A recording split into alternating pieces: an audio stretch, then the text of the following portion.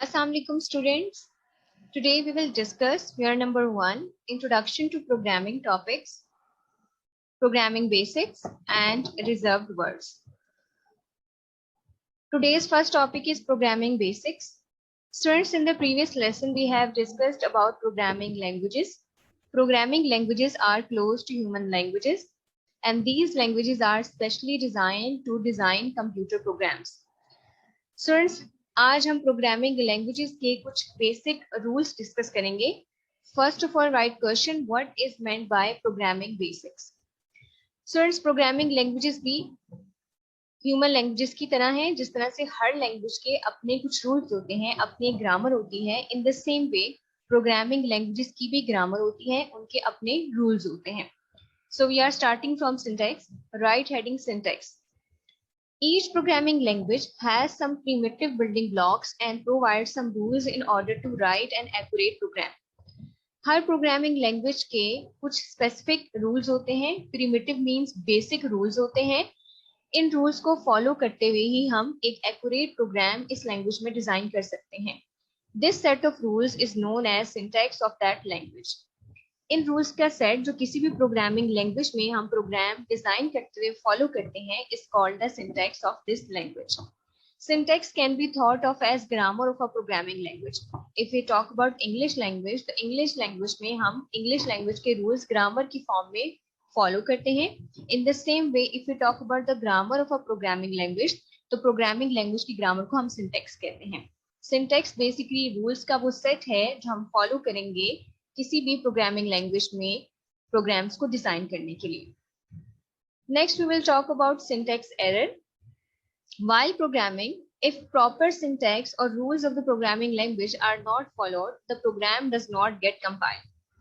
अगर हम programming language के रूल्स को फॉलो ना करें, उसके सिंटैक्स को फॉलो ना करें during the designing of program, तो जब हम प्रोग्राम को रन करने की कोशिश करेंगे, एग्जीक्यूट करने की कोशिश करेंगे, तो ये प्रोग्राम एग्जीक्यूट नहीं होगा, ये प्रोग्राम कंपाइल नहीं होगा. कंपाइलर का बेसिकली पर्पस है इस प्रोग्रामिंग लैंग्वेज में जो हमने प्रोग्राम डिजाइन किया है उसको कंप्यूटर की लैंग्वेज में कन्वर्ट करें. लेकिन अगर हम प्रोग्रामिंग लैंग्वेज के सिंटैक्स को फॉलो नहीं करेंगे तो उस केस में कंपाइलर को एक्यूरेट प्रोग्राम नहीं मिलेगा, एरर मैसेज आएगा और कंपाइलर इस प्रोग्राम को कंप्यूटर की बाइनरी लैंग्वेज में कन्वर्ट नहीं करेगा. In this case the compiler generates an error.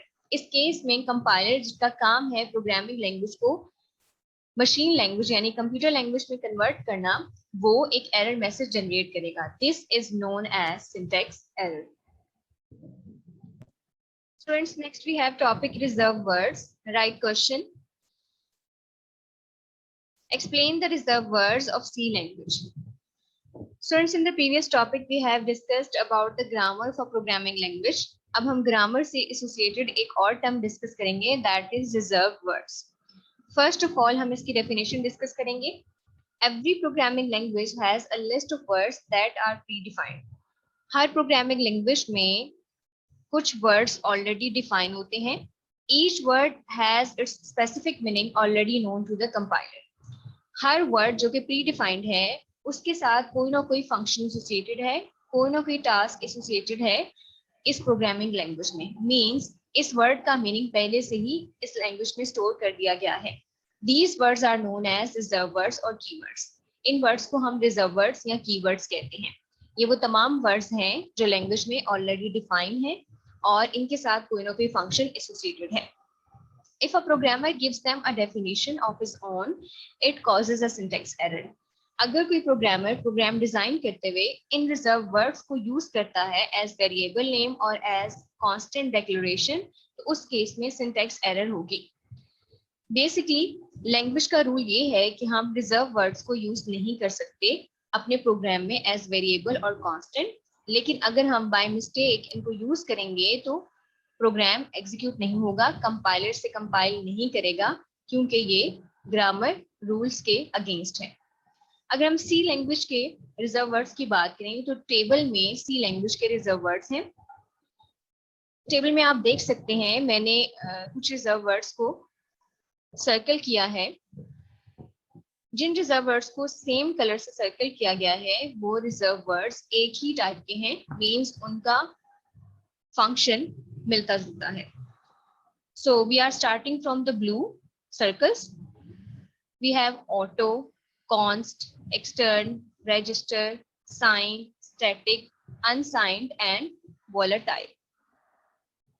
Students, basically ये वो तमाम keywords हैं जो वेरिएबल्स की डेफिनेशन के लिए हम यूज करते हैं. इसके अलावा अगर हम ग्रीन सर्कल को देखें तो ग्रीन सर्कल्स में है case, default, else, if, switch. ये ग्रीन सर्कल में आपको जितने भी कीवर्ड्स नजर आ रहे हैं ये तमाम कीवर्ड्स यूज होते हैं डिसीजन कंट्रोलिंग में. यानी प्रोग्राम में अगर हम कोई डिसीजन ले रहे हैं तो डिसीजन के अकॉर्डिंग एग्जीक्यूशन के लिए हम इन तमाम कीवर्ड्स को यूज करते हैं जो कि ग्रीन सर्कल में दिखाए गए हैं. नेक्स्ट अगर हम बात करें पर्पल सर्कल में दिखाए गए कीवर्ड्स की, तो in purple we have character, double, float, int, long, short. ये वो तमाम कीवर्ड्स हैं जो कि डेटा टाइप को शो करते हैं कि हम कौन सा डेटा ले रहे हैं प्रोग्राम में एग्जीक्यूशन के लिए. Next if we talk about red, तो रेड सर्कल्स में we have do, for and while. ये लूप्स की टाइप्स हैं जो हम यूज करते हैं सी लैंग्वेज में फॉर एग्जीक्यूशन. इसके अलावा कुछ और कीवर्ड्स हैं जिन्हें मैंने सर्कल नहीं किया तो उन्हें सेपरेटली डिस्कस कर लेते हैं. First of all we have break. Break keyword basically C language में प्रोग्राम्स की एग्जीक्यूशन को कंट्रोल करने के लिए यूज होता है कि कहीं पे हम एग्जीक्यूशन को पॉज देना चाहते हैं या कहीं पे हम एग्जीक्यूशन को थोड़ी देर के लिए टर्मिनेट करना चाह रहे हैं या एग्जीक्यूशन का कंट्रोल कहीं और ट्रांसफर करना चाह रहे हैं, तो इस पर्पज के लिए हम ब्रेक को यूज कर सकते हैं. कंटिन्यू का काम भी यही है कि कंडीशन के अकॉर्डिंग अगर हम एग्जीक्यूशन को थोड़ी देर के लिए स्टॉप करें या किसी कंडीशन से एसोसिएट करके उसको आगे ट्रांसफर कर दें, तो उसके लिए हम कंटिन्यू यूज करेंगे. Next we have enum. Enum basically list of constants को रिप्रेजेंट करने के लिए यूज होता है. We have go to also here. Go to basically loops के साथ यूज होता है. लूप्स मैंने आपको अभी दिखाए हैं डू, फॉर और व्हाइल. इन लूप्स के साथ कंट्रोल को ट्रांसफर करने के लिए एक स्टेटमेंट से दूसरी स्टेटमेंट तक हम गो टू यूज करते हैं. Next we have return. Return वो कीवर्ड है जो हमें किसी फंक्शन का रिजल्ट रिटर्न करता है मेन प्रोग्राम में. Next we have size of. Size of basically data collection के साइज को रिप्रेजेंट करने के लिए यूज होता है. मैं यहाँ पे अरे का वर्ड यूज नहीं कर रही.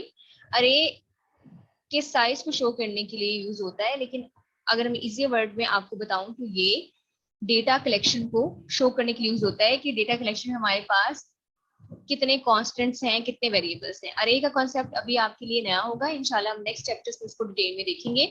Next we have struct and type definition.